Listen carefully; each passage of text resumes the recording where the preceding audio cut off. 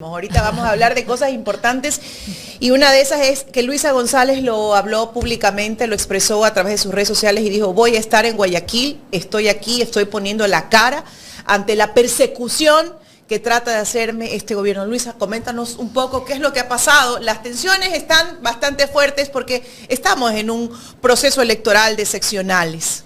Bueno, mientras el país se desangra entre violencia, pobreza, aumento de los combustibles que encarecen más la vida a nuestros transportistas, los taxistas, el sector productivo se ve afectado. Bueno, en medio de eso el gobierno, en lugar de atender esos puntos tan importantes para la economía nacional, está dedicado en la persecución a actores políticos y a líderes políticos, ¿no? Y lo hemos venido viendo, lo hacen y en lugares estratégicos, donde ellos saben que no van a poder ganar y no van a poder encontrar a alguien que les sea servil a este gobierno.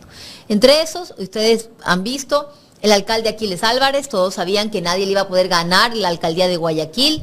El caso de Marcela Guiñaga, donde, bueno, ahí ella misma entregó, ella y el viceprefecto entregaron esa prefectura ADN. Luego tienes Manabí, Portoviejo, el alcalde Pincay. Y ojo, ninguno de estos dos alcaldes, el alcalde Pincay no pertenece a la Revolución Ciudadana. El alcalde Cristian Zamora le quitan sus derechos políticos. Cuenca no pertenece a la Revolución Ciudadana. Y vemos como hay una persecución a ciertos actores políticos que Daniel Noboa sabe que no les va a poder ganar en las urnas, ¿no? Entonces no les va a poder ganar en las urnas, ¿qué hace? Los mete presos. O le quitan los derechos políticos. Vico Villasís en Esmeraldas, donde está Roberta Zambrano, que es la candidata de ADN para la alcaldía, pues bueno, no le encontraron mejor opción que apresar a Vico Villasís para que no sea su contrincante en la alcaldía. Y esta es una hoja de ruta que tiene el gobierno, ¿no? Si no pueden ganar en las urnas, pues perfecto, lo van a ganar de manera antidemocrática, quitando derechos políticos y apresando. Y en esa hoja de ruta yo he dicho claramente que voy a ser candidata a la prefectura de Manabí. Mis números son muy buenos, mi gratitud con mi pueblo manabita siempre. ¿Y qué es lo que hace el gobierno? Pues John Reinberg se reunió hace algo más de un mes en la gobernación de Manabí. Y en la gobernación él les dijo claramente: tranquilos, Luisa González no va a ser candidata a la prefectura porque si no le quitamos los derechos políticos la vamos a meter presa. Eso dijo el señor Reinberg. Fiscal Reinberg, ahora es fiscal también. Fiscal y de todo un poco, pero de nada sabe realmente, ¿no? Entonces, ¿qué pasa? Que este mes ha venido así, entre amenazas y más. Yo me he mantenido firme en una hoja de ruta clara por mi pueblo y por este país, levantando las voces junto a la gente, y me llega una nueva alerta, ¿no? Que el señor Reinberg, junto a otras autoridades de Estado y a la Fiscalía, están planificando apresar a Luisa González, ¿mediante qué? Forjando un caso de que tengo nexos o vínculos con alias Fito. Y es importante analizar esto. Primero, si algo de eso fuera cierto, yo no estaría aquí dando la cara, para comenzar. Segundo, es falso absoluto, ¿no? Y analicemos quién tiene vínculos con el señor Fito, ¿no? ¿Quién se sienta a conversar con él? ¿Quién se sienta a conversar? ¿Quién hace videollamada, señor Reinberg, con el señor Fito? ¿Quién se toma la foto? Pero ahí sí, modosito, ¿no? Ahí no habla con la prepotencia que suele hacerlo con quienes puede ejercer su poder. Allí sí estuvo muy tranquilo, muy calmado, posando. Nunca le raparon a Fito. Nunca le pusieron un traje naranja a Fito. Nunca, ¿no? Otra actitud. Pero cuando sacaron a Fito, cuando apresaron a Fito, lo sacaron en un vehículo blindado que me dicen que se llama Santiago, algo así el vehículo, y fueron Lofredo y Reinberg al 5º regimiento, y ahí Fito lo llevaron a que haga videollamadas con su familia, a que se despida, ¿no? Diferente el trato, ¿no? Raro. Y allí hicieron un acuerdo, involucrar a Luisa González, para luego poder perseguirme. O sea, un acuerdo con Fito mismo. Con Fito, pactos con Fito. Y miren ustedes, ¿quiénes pueden tener vínculos con Fito? La cuñada de alias Fito fue candidata por ADN a la asamblea. Querido pueblo ecuatoriano, las evidencias son claras. la cuñada de alias Fito fue candidata a la Asamblea Nacional por ADN. ¿Y ganó la curul? No. Mire, es lamentable, pero ahí están las pruebas de cómo están los vínculos. Lo siguiente, ¿cómo es que desde la misma Policía Nacional que la maneja el señor Reinberg piden que se quemen todas las evidencias y las pruebas de los casos de corrupción, de lavado de activos de la familia de Fito? Quemaron las pruebas. Y la esposa de alias Fito pidió que se limpie de todo registro su nombre. Y le pregunto yo, señor Noboa, señor Reinberg, ¿congelaron las cuentas? ¿Congelaron las cuentas de alguien de la familia de alias Fito, como lo hacen con actores sociales, con influencers? Congelaron una sola cuenta. Se mueven libremente. Entonces, ¿quién tiene un pacto con alias Fito? ¿Pero qué dijo también alias Willy en su declaración? Dice que ellos hicieron un pacto con Noboa en el 2023 para, junto con los tiguerones, apoyarle en la campaña presidencial con dinero y con la influencia que tienen en los barrios. Y todos los ecuatorianos hemos visto, y si no ha visto, busque los videos de cómo salieron delincuentes en motos con armas disparando al aire a festejar el triunfo de Noboa. Raro, por lo menos, como para ponernos a analizar también. Entonces, si vamos a hablar de quién tiene vínculos con esas mafias, veamos también ciertas evidencias. Y luego, son mafias vinculadas al narcotráfico, que yo sepa. En las únicas haciendas, empresas y puertos que se ha encontrado droga son en los de la familia Noboa y en su círculo cercano, como la cuñada del exministro Palacios. No en nosotros, no en la gente de la Revolución Ciudadana o en Luisa González o en algún otro partido político. Al menos hasta el momento, de lo que se conoce, es en las empresas, haciendas y puertos de la familia Noboa. Entonces los vínculos con mafias o narcotráfico no están con Luisa González ni con nadie de nuestros círculos. Y ahí sí deberían investigar.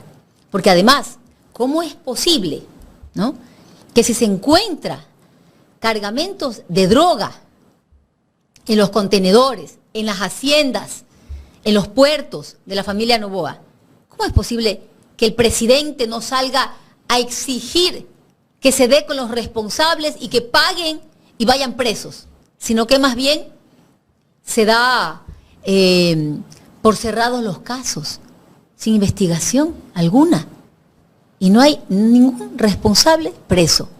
Raro, porque creo que si en el domicilio o el vehículo de alguno de ustedes, queridos ciudadanos, se encontrara droga o algo, y somos inocentes, ¿qué es lo primero que diríamos? Investiguen para ver quién hizo eso y que no me vuelva a pasar. Pero en el caso del presidente Noboa, lo que se ha hecho es cerrar el caso sin responsables siquiera, y no hay nadie pagando esas penas. Para analizarlo también. Luisa, ¿usted cree que hay alguna estrategia para sacarla de la próxima contienda electoral? Sí, ¿Y de dónde viene esa estrategia? Muy claro, desde el gobierno nacional. Es muy claro, el señor Noboa principalmente, y sus operadores, ¿no? El señor Reinberg, el señor Lofredo, el señor Sensi, ¿sí? Son quienes están atrás de esto, y otro de sus operadores, la Fiscalía General del Estado, ¿no? Y también hago un llamado a los funcionarios públicos, que el caso Progen les sirva de ejemplo, queridos funcionarios públicos. Miren ustedes, antes decían que ser funcionario público era lo peor. ¿Ustedes se acuerdan? En la época de la Revolución Ciudadana, decían que ser funcionario público es lo peor porque el que es funcionario público es porque no tiene capacidad para tener un mejor trabajo, ¿no? Pero hoy, que ellos están en los puestos públicos, pues les resulta maravilloso. La diferencia es que aquellos funcionarios que se han formado en una carrera tan noble como servir a la patria, ser funcionario público, tienen conocimiento, experiencia, y lo hacen con corazón por su trabajo. Ellos, que están hoy día ahí en esos cargos, que tanto criticaban, lo hacen para beneficiarse y para usar los fondos de los ecuatorianos. Y queridos funcionarios públicos, miren ustedes lo que pasó con los técnicos del caso Progen. Queridos funcionarios públicos, no se presten jamás para actuar al margen de la ley, porque hoy, siendo que ellos se opusieron a que se firme el contrato de Progen, están presos. Y los que tomaron la decisión de perjudicar al Estado ecuatoriano están libres. Protegidos. Y protegidos. ¿Y quiénes son esos? Primero, Daniel Noboa, que es miembro del directorio de CELEC, donde se toma la dirección de todo lo que se va a hacer dentro de CELEC, donde se toma la orientación estratégica, qué se hace, cómo se hace, el directorio de CELEC. Daniel Noboa es miembro del directorio de CELEC y era miembro del directorio de CELEC cuando la ministra Manzano ordena el pago a Progen cuando ya era una contratista incumplida. Es decir, aquí la responsabilidad es de Inés Manzano y el otro, Roberto Luque. Los dos ministros son responsables junto con Daniel Noboa. Todos miembros del directorio de CELEC, donde se da la orientación de qué hacer, cómo hacer dentro de CELEC. Entonces, los responsables libres y los inocentes presos. Eso es lo que está ocurriendo. Pero mañana, cuando exista Estado de Derecho, esos funcionarios tienen que estar libres y debe reparárseles el daño que se les ha hecho. Y los responsables deben ir presos. Por eso es que este gobierno está desesperado por perseguir a toda aquella voz que se levante. Pero callar no es opción. Se nos llevan la patria en peso. Luisa, ¿qué respuesta tienes a las afirmaciones que hace el señor Neira, que dice que esto se planificó desde el año 2016? O sea, un poco más ya correja el culpable del caso Progen. Bueno, el señor Neira obedece a una agenda mediática, ¿no? Y aquí tenemos que ser claros. Más de la mitad, un poco más del 50% de lo que habla Daniel Noboa es mentira. El resto está entre cuestionable y medias verdades. Y su gobierno sigue la misma línea, ¿no? El señor Neira intenta tapar su corrupción, la de su gobierno, la de sus jefes, con un discurso que ya no resiste más, ya no resiste más análisis siquiera. Creo que la lógica debe primar, el análisis racional debe primar sobre el odio, ¿no? Ese odio que lo único que ha logrado es que nos destrocen la patria. Mire... pero no tienen más agenda, Luisa. Sigue siendo la agenda, la culpa es de Correa y es el correísmo. O sea, ya no tienen más narrativa. Ya no hay Revolución Ciudadana como partido como tal. Hay una organización de militancia, de gente que queremos el bien de este país, sí. Pero ya nos suspendieron hasta la Revolución Ciudadana. Ilegalmente. La suspendieron, ¿no?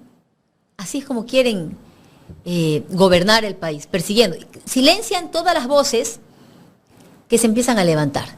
Y veamos, la señora Mónica Silva.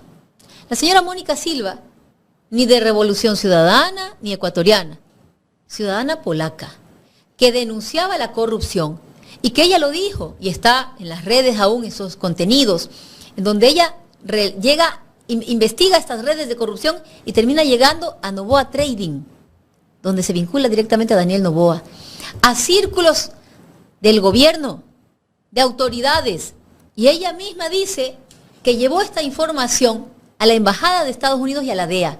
Espero que la Embajada de Estados Unidos, que tiene aquí a la DEA, que tiene servicios de inteligencia, estén trabajando también en colaborar, que se esclarezca quiénes son los responsables de la muerte de Mónica Silva. ¿Y por qué eso es muy importante? Porque hay muchos cabos sueltos en el aire, ¿no? Por ejemplo, el señor Reinberg no habla de todos los casos, habla de los que le conviene, ¿no? Y él en eso sí es preciso para salir a hablar de lo que le conviene. ¿Por qué le convenía hablar de la muerte de Mónica Silva? Raro. Lo siguiente, sale y no espera siquiera a la autopsia o el análisis de qué fue lo que pasó, cómo murió. No espera. Y sale a decir que se suicidó, que tenía problemas de depresión y que se despidió de su pareja. Qué raro. ¿De dónde sacas información, señor Reinberg? ¿Por qué empieza a construir una narrativa falsa? ¿Por qué tan interesado en hablar de la muerte de Mónica Silva para decir rápidamente que es un suicidio, que se despidió de su pareja y que ella tenía problemas de depresión? Usted es psicólogo. Entonces, ¿por qué el interés? Cuando ella había denunciado casos de corrupción del gobierno y sus círculos cercanos. ¿A quién le interesaba que Mónica Silva esté callada? ¿Quiénes son los responsables? Y luego, ¿qué se concluye? Que la asesinaron. Qué raro. La acción del señor, el actuar del señor Reinberg deja más dudas que certezas sobre quienes no la querían viva y hablando. Lo siguiente es que no es solamente el caso de un activista anticorrupción. Robinson del Peso, meses antes fue asesinado. También estaba denunciando tráficos de tierras y demás en Santa Elena. Y estos son activistas, ¿no? Son sociedad civil organizada, pero también periodistas. ¿Por qué quieren silenciar a Hernán Higuera? Porque está hablando de un caso de corrupción, está investigando y evidencia los vínculos del gobierno con la corrupción, pero no de los funcionarios técnicos de SELEC, sino de las altas esferas. Y él es el que evidencia cómo Inés Manzano habla con la señora Jácome. Habla con la señora Jácome y organizan la escena que iban a hacer simulando una fiscalización y enviaban al señor Calero. Y que se da textualmente, Luisa. Eso hay que recordarle a la gente. Tal cual como lo planificaron, se dio en la asamblea. Bueno, y ahí es fundamental eso, ¿no? Porque dice la señora Jácome, en ningún chat estoy yo. No hace falta. No hablando de ella. No hace falta, señora Jácome. Porque basta que lo que está en el chat, usted sí lo hizo. Y ojo, lleva 15 días ausente, ¿no? Textualmente. Ella, que tanto que habla, ven y dímelo a la cara, muy valiente, ¿no? Ven aquí, dímelo, hay que hacer frente, que vengan. Lleva 15 días ausente, sin sesionar en la Asamblea Nacional, pagada con fondos del pueblo ecuatoriano. La Comisión de Transparencia no ha sesionado en 15 días porque la señora Jácome está fuera del país. ¿Luego de qué sale? De que se filtran estos audios.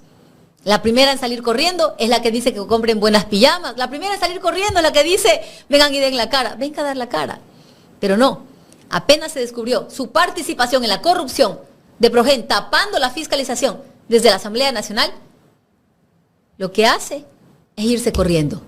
Esperar tal vez que las aguas bajen y se calme, para que no se la mencione. Tiene vínculos, ¿no? Se dice, ¿no? Que su hermana trabaja en el gobierno también. Y el otro es el señor Niel Solsen, ¿no? Que como presidente de la Asamblea también ha salido corriendo, ya renunció. ¿Va a ser candidato, dice? Imagínense, qué tristeza para el país. Bueno, salió corriendo, renunció. También tiene participación en el caso Progen. ¿Por qué? Porque desde la Asamblea, desde la Presidencia, es el que pone el orden del día, es el que ha impedido la fiscalización desde el CAL y desde el Pleno de la Asamblea Nacional. Los dos están directamente involucrados. Entonces usted ve un entramado total desde el gobierno y desde el bloque mayoritario en la Asamblea Nacional para tapar la corrupción de Progen. Y mientras esto pasa, el gobierno quiere tapar este caso que le está golpeando profundamente con la persecución política y con el temor que le infunde a los ecuatorianos. Mire, que ahora otra vez estados de excepción, vamos casi 3 años en estados de excepción. ¿Y cuáles son los datos de haber mejorado? O más de 900 días. Mire, es triste para el país, pero acabamos de ver cómo asesinan en Ibarra. Ya no es Quevedo, ya no es Durán, ya no es Manta, Puerto Viejo, ya no es Machala, ya es Quito, ya es Ibarra. Se hace una actividad pública para reactivar la economía, porque existe mucha pobreza en el país y necesitamos reactivar la economía en el país. Un asesinato. Bueno, varias personas asesinadas. Este fin de semana balacera, en Guayaquil frente a un UPC. Una balacera. ¿Qué se afecta con eso? La economía nacional. No hay dinamismo económico, no hay turismo, nadie quiere salir en las noches. ¿A quién le beneficia? Únicamente al gobierno, porque nos quiere tener paralizados, encerrados, mientras ellos se reparten el país como un pastel de cumpleaños de la familia Novoa. El empleo informal, 56.3% de la población económicamente activa. 56.3% de la población está en empleo informal, es decir, no tienen un trabajo estable, no tienen afiliación al IES, no tienen ingresos que le permita hacer que crezca su familia, de darle toda la seguridad de que mañana van a tener alimento en su mesa, de que pueden educar a sus hijos. No lo tienen. ¿Por qué? Porque el empleo informal es lo que reina y el empleo formal, que es aquel empleo donde tenemos estabilidad laboral, afiliación al IES, ha caído en 3.5 puntos. 3.5 puntos. Ha caído el empleo formal. Eso es lo que ocurre en el país. Y el combustible. El diésel, que es el que usamos el sector productivo, el sector agrícola, el sector ganadero, el sector avícola, el sector camaronero, el que genera divisas para el país, el que acumula la mayor parte de empleo, se ve afectado por el incremento del diésel. ¿Cuánto es el incremento del diésel? 86%. Daniel Noboa recibe el Ecuador con un diésel a 1.75. $1.75. Así recibió el diésel. Hoy día, $3.25. Pero el plan es llegar casi a los $4 hasta fin de año. El diésel. Casi a los $4, 3,80. Y Luisa, y usted que conoce la necesidad del pueblo, no se diga después en las seccionales el nuevo paquetazo y ahí incluye la bombona de gas. Por supuesto, el gas que va a afectar directamente a las familias, ¿no? O sea, es un golpe más, pero voy a remarcar el diésel. ¿Por qué? Porque con esto trabaja el gran sector productivo del país. ¿Y qué es lo que hace? Empobrecer más a los pequeños agricultores, ganaderos, y además de empobrecerlos más, encarece todos los insumos y afecta que se siga creciendo la economía.